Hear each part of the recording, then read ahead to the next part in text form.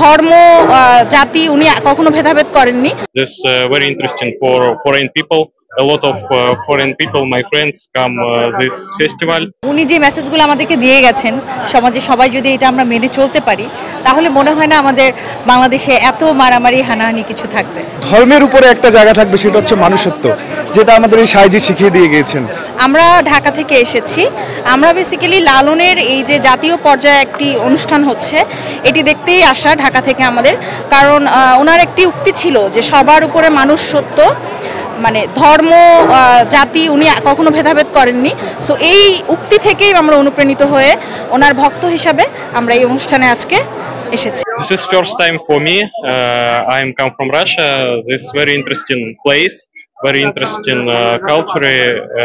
Bengali culture have great history. This very interesting for foreign people.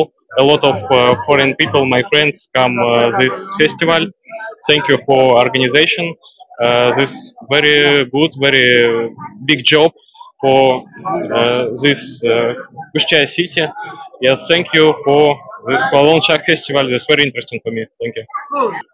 I think this good organization, security system, safety system, this very safety area. Thank you. হিরন আরও mineral water মাত্র 50 পয়সায় প্রতি litre. আমার এত ধারণা ছিল না যে বাংলাদেশের লালন ভক্ত এত আছেন।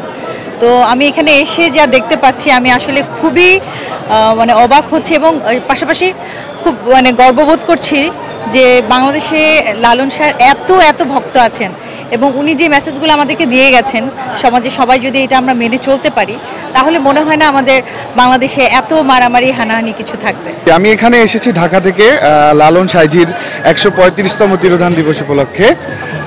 তো আসলে আমরা সবাই লালন সম্পর্কে অত জানি না, কিন্তু লালনার চেতনাকে আমাদের ধারণ করতে হবে। লালন সর্বোপরি যে কথাটি বলেছেন যে জাত কুল এগুলোর বিভূতির উপরে সবচেয়ে বড় ধর্ম হচ্ছে মানুষের মানব ধর্ম।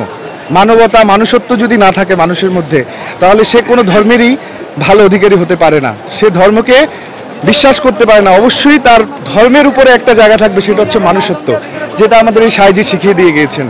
তো তার এই স্থানে এসে তার কথা মনে পড়ছে, তার মতো ওই প্রাচীন যুগে একজন মানুষ কত জ্ঞানী হতে পারে সেটা আসলে তার সম্পর্কে না জানলে কেউ বুঝবে না।